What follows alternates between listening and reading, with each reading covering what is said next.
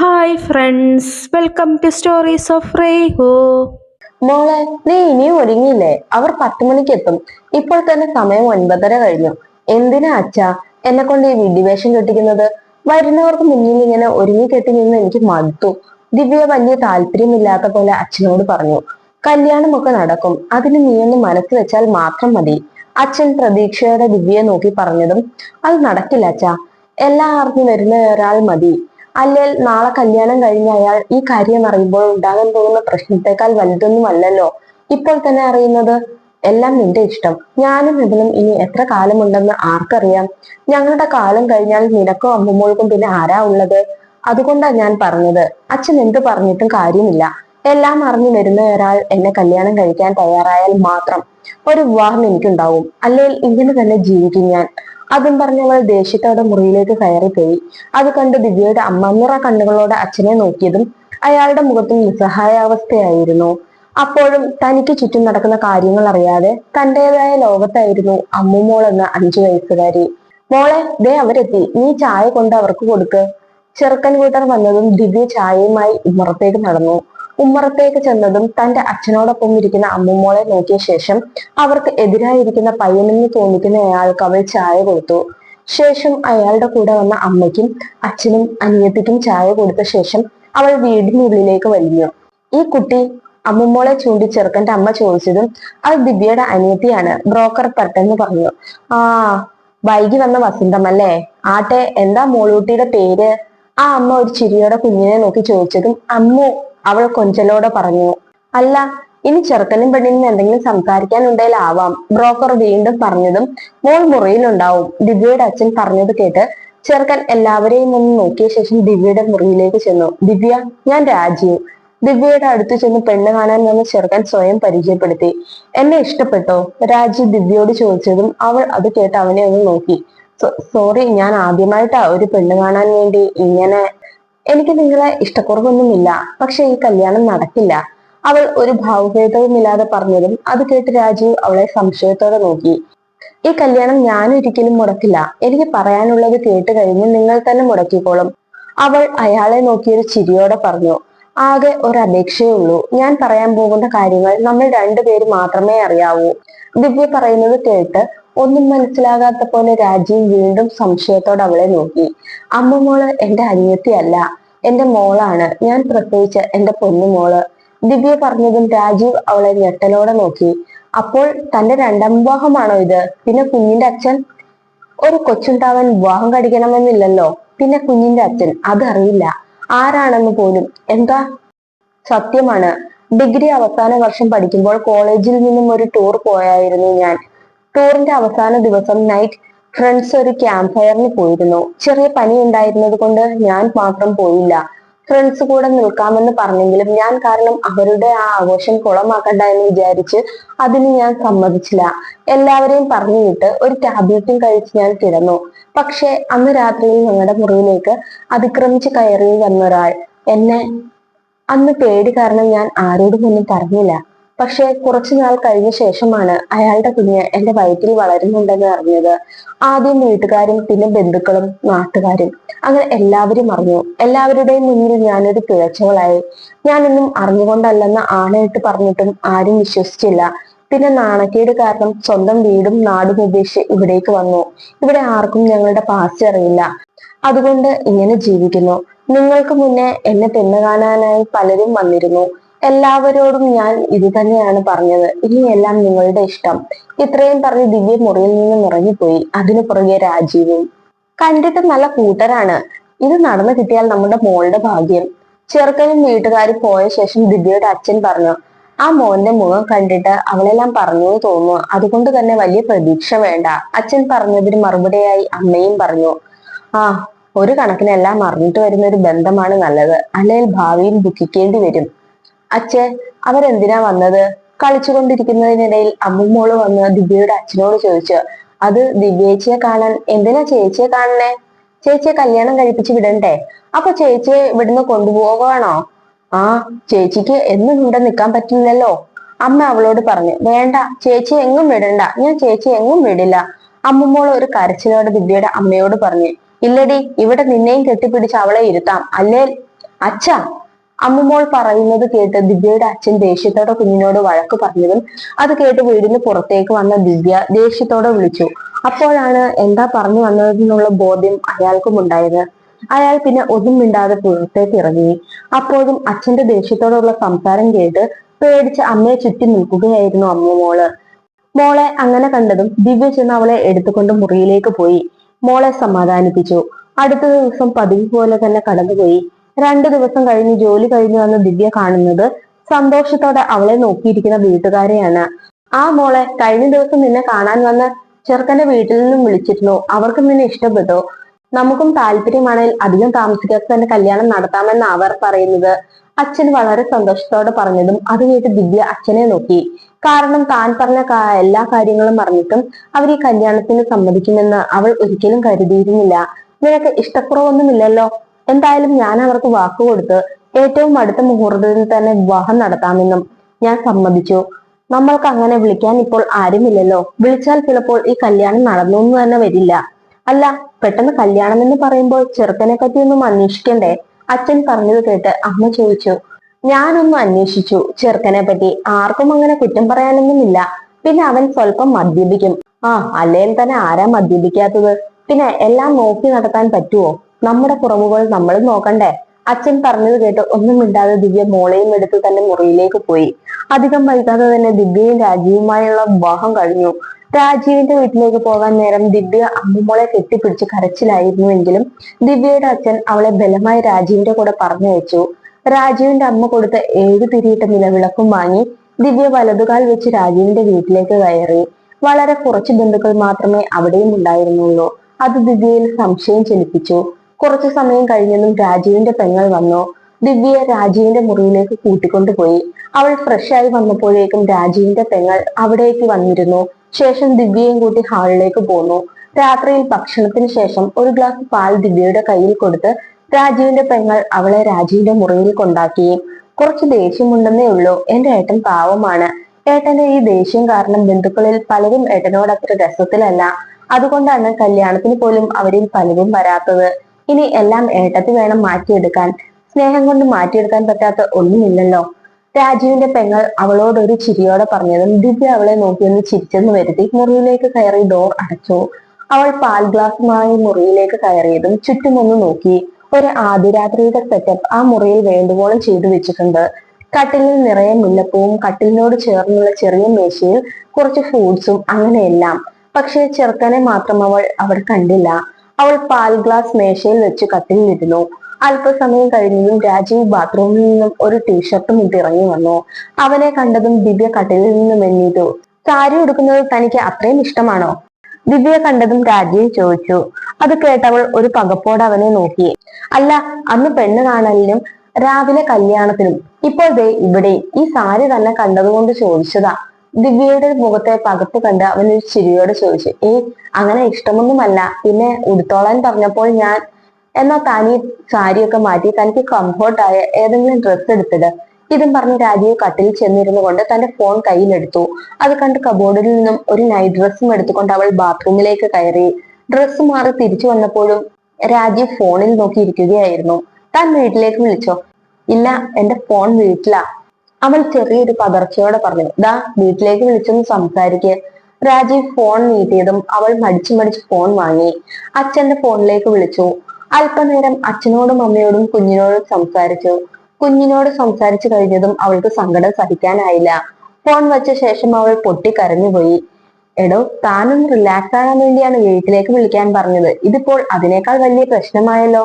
രാജീവ് ഒരു ചിരിയോടെ ചോദിച്ചതും അവൾ ഫോൺ അവന് നേരെ നീട്ടി. ശേഷം അവൾ കണ്ണു തുടച്ചു. സോറി രാജീവേട്ടാ, മോളെ തിരിഞ്ഞ് ഞാനിങ്ങനെ നിന്നിട്ടില്ല. അവളുടെ ശബ്ദം കേട്ടപ്പോൾ പെട്ടെന്ന് എനിക്ക്. അവൾ സങ്കടത്തോടെ അവനോട് പറഞ്ഞതും മോളെ ഇവിടേക്ക് കൊണ്ടുവരണോ? രാജീവ് ചോദിച്ചതും അവൾ പ്രതീക്ഷയോടെ അവനെ നോക്കി. വേണേൽ കൊണ്ടുവരാം, തന്റെ മോളായിട്ട് തന്നെ. പക്ഷെ അതിൽ ചെറിയൊരു പ്രശ്നമുണ്ട്. രാജീവ് പറഞ്ഞതും എന്താണെന്നുള്ള ഭാവത്തിൽ അവൾ രാജീവിനെ നോക്കി. ഇപ്പോൾ എല്ലാവരുടെയും കണ്ണിൽ അമ്മുമോൾ ദിവ്യയുടെ അനിയത്തി. അവൾക്കിപ്പോൾ ഒരച്ഛനുണ്ട്, അമ്മയുണ്ട്, ചേച്ചിയുണ്ട്. പക്ഷെ ഇവിടേക്ക് കൊണ്ടുവന്നാൽ അവൾക്ക് അമ്മ മാത്രമേ കാണൂ. അവളുടെ അച്ഛൻ ആരാണെന്നൊരു ചോദ്യം വരും. ഭാവിയിൽ അവൾക്ക് അതൊരു കുറച്ചിൽ തന്നെയാകും. ഞാൻ എത്ര കണ്ട് അവളെ നോക്കിയാലും സ്നേഹിച്ചാലും അവളുടെ വളർത്തച്ഛനെയാകൂ. അതിനേക്കാളൊക്കെ നല്ലതല്ലേ അവൾ തന്റെ അനിയത്തിയായി വളരുന്നത്. നമുക്ക് എപ്പോൾ വേണമെങ്കിലും അവളെ പോയി കാണാം. വേണേൽ കുറച്ചു ദിവസം ഇടക്കൊണ്ടൊന്ന് നിർത്താം. നമുക്ക് അവളെ നമ്മുടെ മോളെ പോലെ സ്നേഹിക്കാം.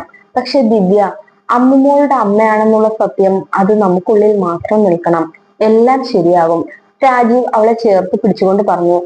അല്പസമയം അവൾ രാജീവിനോട് ചേർന്നിരുന്നതും അവളുടെ സങ്കടം പതിയെ കുറഞ്ഞു വന്നു. ഞാനൊരു കാര്യം ചോദിക്കട്ടെ? അല്പസമയത്ത് നിശബ്ദതയ്ക്ക് ശേഷം രാജീവ് ചോദിച്ചു. അത് കേട്ടവൾ അവനെ നോക്കി. പാസ്റ്റ് ഈസ് പാസ്റ്റ്, എങ്കിലും ഒന്ന് ചോദിച്ചോട്ടെ? ദിവ്യക്ക് അയാൾ ആരാണെന്ന് ഒരു സൂചന പോലും ഇല്ലേ? രാജീവേട്ട, അത് വെറുതെ ഒന്നറിയാൻ വേണ്ടി മാത്രം. ഇന്നൊരു ദിവസം കൂടെ മാത്രമേ ഞാൻ ഇതൊക്കെ ചോദിക്കൂ. അതിനുശേഷം നമ്മുടെ ജീവിതം മാത്രം. അതിലൊരു കരടായി പോലും നിന്റെ ആ പാസ്റ്റിനെ പറ്റി ഒരു ചോദ്യം ഉണ്ടായിട്ടില്ല. എന്റെ വാക്കാണ്. രാജീവ് അവളുടെ കണ്ണിൽ നോക്കി പറഞ്ഞു. എനിക്കറിയില്ല, ഒന്നും എനിക്കറിയില്ല. ആരാണെന്നോ എന്താണെന്നോ ഒന്നും. അവൾ കണ്ണു തുടച്ചുകൊണ്ട് പറഞ്ഞു.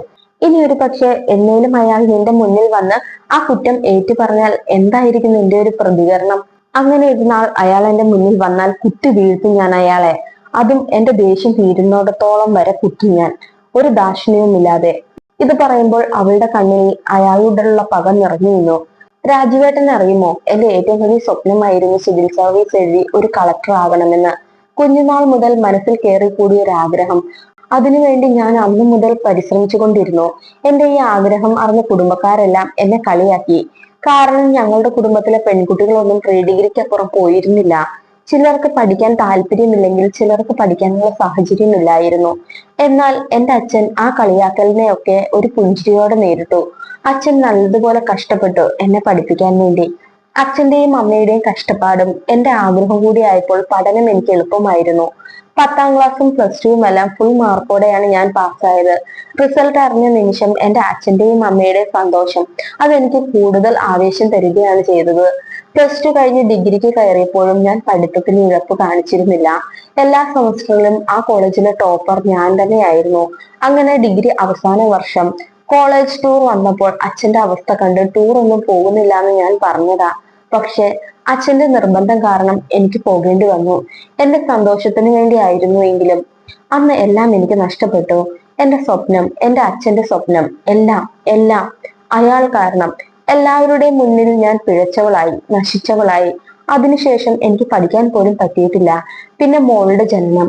ആദ്യം ആ കുഞ്ഞിനോടും ദേഷ്യമായിരുന്നു. പിന്നെ അവളുടെ കളിച്ചിരികൾ എന്റെ ആ ദേഷ്യം മാറ്റിയെടുത്തു. സ്വന്തം അമ്മയെ ചേച്ചി എന്ന് വിളിക്കേണ്ടി വന്നവളാണ് എന്റെ കുഞ്ഞ്. ഇത്രയും പറഞ്ഞു കഴിഞ്ഞപ്പോഴേക്കും അവളുടെ കണ്ണുകൾ നിറഞ്ഞു തുളുമ്പിയിരുന്നു.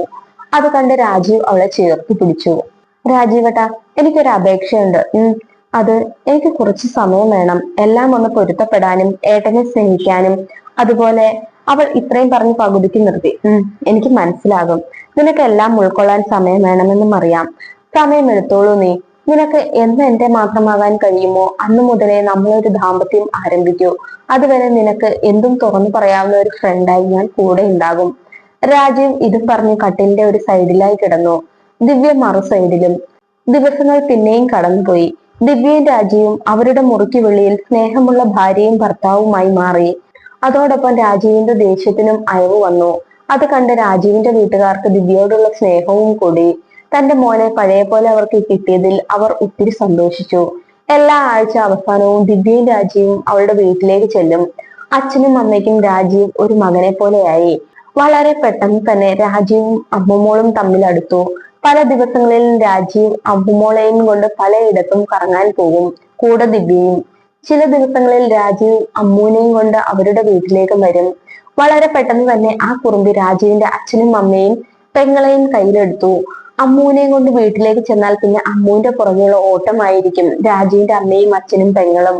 അവൾ അവിടെ നിന്ന് തിരിച്ചു പോകുമ്പോഴേക്കും അവരുടെ കണ്ണുകൾ നിറഞ്ഞിട്ടുണ്ടാവും. അങ്ങനെ സന്തോഷകരമായ അവരുടെ ജീവിതത്തിനിടയിൽ ദിവ്യയുടെ മനസ്സിൽ രാജീവിനോടുള്ള പ്രണയം നിറഞ്ഞു. അവന്റെ ഓരോ നോട്ടങ്ങളും അവളിൽ പ്രണയം നിറച്ചു. അങ്ങനെ ഒരു ദിവസം രാജീവിന്റെ അച്ഛനും അമ്മയും അനിയത്തിയും ദിവ്യയും കൂടെ ഇരിക്കുമ്പോൾ അവർക്ക് മുന്നിലേക്കായി രാജീവ് ഒരു ഫയൽ കൊണ്ടുവന്ന് വെച്ചു. എല്ലാവരും അത് എന്താണെന്ന് നോക്കാനുള്ള ആകാംക്ഷയിൽ രാജീവ് അത് ദിവ്യയുടെ കയ്യിലേക്ക് കൊടുത്തു. അവൾ അത് വാങ്ങി തുറന്നു നോക്കിയതും അവളുടെ കണ്ണുകൾ നിറഞ്ഞു വന്നു. എന്താ മോനെ അത്? രാജീവിന്റെ അച്ഛൻ ചോദിച്ചു. അച്ഛന്റെ മരുമോള് സിവിൽ സർവീസ് എടുത്ത് കളക്ടർ ആകാൻ പോകുന്നു. അതിനുവേണ്ടിയുള്ള ആദ്യ സ്റ്റെപ്പ് ഡൽഹിയിലെ കോളേജിൽ അഡ്മിഷൻ എടുത്തിട്ടുണ്ട്. അടുത്ത ദിവസം ക്ലാസ് തുടങ്ങും. കോളേജിനടുത്തുള്ള എന്റെ ഒരു ഫ്രണ്ടിന്റെ സിസ്റ്ററിന്റെ ഫ്ലാറ്റിൽ താമസവും റെഡിയാക്കി. രാജീവ് പറഞ്ഞതും അത് കേട്ടൊരു ഞെട്ടലോടെ ദിവ്യ രാജീവിനെ നോക്കി. അത് കേട്ട് എല്ലാവർക്കും സന്തോഷമായി. രാജീവേട്ടാ, ഞാൻ ഒന്നും പറയണ്ട, അടുത്ത ദിവസം തന്നെ നമ്മൾ പോകുന്നു. ഒരിക്കൽ നഷ്ടപ്പെട്ട നിന്റെ സ്വപ്നം നേടിയെടുക്കാൻ തന്നെ കൊണ്ട് പറ്റും. രാജീവ് ചേർത്ത് പിടിച്ചു പറഞ്ഞതും അവൾ ഒരു ഏങ്ങലോടെ അവന്റെ മാറിലേക്ക് വീണു. ഈ കാര്യം ദിവ്യയുടെ വീട്ടിൽ അറിയിച്ചപ്പോൾ അവർക്കും സന്തോഷമായി. അടുത്ത ദിവസം തന്നെ അവൾ രാജീവിനോടൊപ്പം ഡൽഹിയിലേക്ക് ഫ്ലൈറ്റ് കയറി. രാജീവിന്റെ ഫ്രണ്ടിന്റെ സിസ്റ്ററിന്റെ ഫ്ലാറ്റിൽ ദിവ്യയാക്കി അവൾക്ക് വേണ്ട സാധനങ്ങളും എത്തിച്ചു കൊടുത്തവൻ അന്ന് രാത്രിയിൽ ദിവ്യയുടെ കൂടെ അവിടെ തങ്ങി. താങ്ക്സ് രാജീവേട്ടാ, ഞാനിപ്പോൾ ഒത്തിരി ഹാപ്പിയാണ്, അവൾ രാജീവിനെ കെട്ടിപ്പിടിച്ചുകൊണ്ട് പറഞ്ഞു. പക്ഷെ ഞാനത്ര ഹാപ്പി അല്ല, രാജീവ് അവളുടെ നേരെ തിരിഞ്ഞു കിടന്നുകൊണ്ട് പറഞ്ഞു. അതിന്റെ കാരണം എനിക്ക് അറിയാം, അവൾ ഒരു ചിരിയോടെ പറഞ്ഞതും. എന്നാ പറ, എന്താ കാര്യം? എനിക്ക് സമ്മതമാണ് ഏട്ടന്റെ സ്വന്തമാകാൻ, ഏട്ടന്റെ മാത്രമാകാൻ, ദിവ്യ നാണത്തോടെ പറഞ്ഞുകൊണ്ട് തിരിഞ്ഞു കിടന്നു. അത് കണ്ട് രാജീവ് അവളെ പിടിച്ച് തിരിച്ചു കിടത്തി. അപ്പോഴും അവൾ അവനെ നോക്കാതെ തല താഴ്ത്തിയിരുന്നു. നിന്നെ സമ്മതിച്ചിരിക്കുന്നു, ഇതാണോ നിന്റെ വലിയ കണ്ടുപിടുത്തം? ഞാൻ ഹാപ്പി അല്ലാത്തത് അതുകൊണ്ടല്ല, പിന്നെ നീ നിന്റെ സ്വപ്നം നേടിവാ എന്റെ സ്വന്തമാകാൻ, അപ്പോഴേ നിന്നെ ഞാൻ പൂർണ്ണമായി സ്വന്തമാക്കൂ. നിന്റെ സ്വപ്നം നീ നേടുമ്പോഴാണ് ഞാൻ ഹാപ്പി ആകുന്നത്.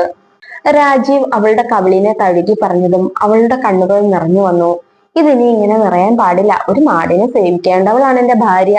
ചവിട്ടി താഴ്ത്താൻ നോക്കിയവർക്ക് മുന്നിൽ നിവർന്നു നിൽക്കണം. അങ്ങനെയുള്ള ഒരാൾക്ക് ഈ കണ്ണീർ നല്ലതല്ല. രാജീവ് ഇതും പറഞ്ഞ് അവൾ അവനോട് ചേർന്ന് കിടന്നു. അടുത്ത ദിവസം തന്നെ രാജീവ് നാട്ടിലേക്ക് തിരിച്ചു വന്നു. അങ്ങനെ നീണ്ട 4 വർഷത്തെ ദിവ്യയുടെ കഠിന പ്രയത്നവും കഷ്ടപ്പാടും രണ്ട് വീട്ടുകാരുടെ പ്രാർത്ഥനയുടെ ഫലവുമായി ദിവ്യ സിവിൽ സർവീസ് എഴുതിയെടുത്തു. ട്രെയിനിങ്ങും കഴിഞ്ഞ് അവളുടെ സ്വപ്നമായ IAS എന്ന 3 അക്ഷരം അവളുടെ പേരിനൊപ്പം അവൾ ചേർത്തു. ഇതിനിടയിൽ പലതവണ രാജീവ് ഡൽഹിയിൽ പോയി ദിവ്യയെ കണ്ടും ഫോൺ വിളികളിലൂടെയും അവർ പ്രണയിച്ചുകൊണ്ടിരുന്നു. അവൾ നാട്ടിലെത്തിയ ദിവസം തന്നെ 2 വീട്ടുകാരും ചേർന്ന് അവൾക്ക് IAS കിട്ടിയത് ആഘോഷിച്ചു. ആദ്യ പോസ്റ്റിങ്ങിന് ഒരാഴ്ചത്തെ അവധിയുള്ളത് കൊണ്ട് തന്നെ അവൾ ആ ദിവസങ്ങൾ രാജീവിനൊപ്പം കഴിയാൻ ആഗ്രഹിച്ചു. അത് മനസ്സിൽ കണ്ട പോലെ രാജീവ് ഒരു യാത്ര പ്ലാൻ ചെയ്തു. അവർ 2 പേര് മാത്രമുള്ള ഒരു യാത്ര. അങ്ങനെ അവർ യാത്ര പുറപ്പെട്ടു. വഴിയിലെ കാഴ്ചകൾ കണ്ടും ഡൽഹിയിലെ വിശേഷങ്ങൾ പറഞ്ഞും ആ യാത്രയിൽ ദിവ്യ വാചാലയായപ്പോൾ രാജീവ് ഒന്നും മിണ്ടാതെ അവളുടെ വാക്കുകൾക്ക് കാതോർത്തിരുന്നു. മൈസൂരിലെ കുളിരിൽ ഒരു മഴ പോലെ അവൻ ദിവ്യയിൽ പെയ്തിറങ്ങിയതും അവൾ ഒരു ചിരിയോടെ അവനെ തന്നിലേക്ക് ചേർത്ത് പിടിച്ചു. അവസാനം ചെറിയൊരു നോവോടെ അവളെ പൂർണ്ണമായും അവന്റേത് മാത്രമാക്കി. ഏട്ടാ, ഞാനൊരു കാര്യം ചോദിക്കട്ടെ? വിയർത്തെത്തിയ രാജീവിന്റെ മാറിൽ വിരലോടിച്ചുകൊണ്ട് അവൾ ചോദിച്ചു. എന്താ എന്റെ ദിവ്യ കൊച്ചിനെ ചോദിക്കാനുള്ള?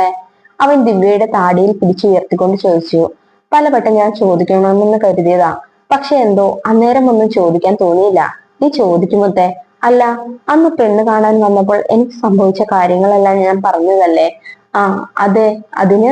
അവൻ ചെറിയൊരു പതർച്ചയോടെ ചോദിച്ചു. അല്ല, ഞാൻ അന്ന് അത്രയൊക്കെ പറഞ്ഞിട്ടും ഏട്ടൻ എന്തിനാ നമ്മുടെ കല്യാണത്തിന് സമ്മതിച്ചത്? അമ്മ മോളെ ഇത്രയും സ്നേഹിക്കുന്നത്? അവൾ ചോദിച്ചതും രാജീവ് അവളെ വിട്ട് എണ്ണീറ്റിരുന്നു. ശേഷം അവൻ തന്റെ കണ്ണുകൾ ഒന്ന് അടച്ചു, ശ്വാസം ഒന്ന് ആഞ്ഞെടുത്തു വിട്ടു. ശേഷം ദിവ്യയെ ഒന്ന് നോക്കി. പറയാം, ദിവ്യ എന്നാ എന്നെ ആദ്യമായി കണ്ടതെന്ന് ഓർമ്മയുണ്ടോ? അന്ന് പെണ്ണ് കാണാൻ വന്നപ്പോൾ? രാജീവ് ചോദിച്ചതിന് ദിവ്യ ആലോചിക്കുക പോലും ഇല്ലാതെ പറഞ്ഞതും രാജീവ് അത് കേട്ടെന്ന് ചിരിച്ചു. പക്ഷെ ഞാൻ തന്നെ ആദ്യമായി കാണുന്നത് അന്നല്ല, അതിനും ഒത്തിരി നാൾ മുമ്പ്.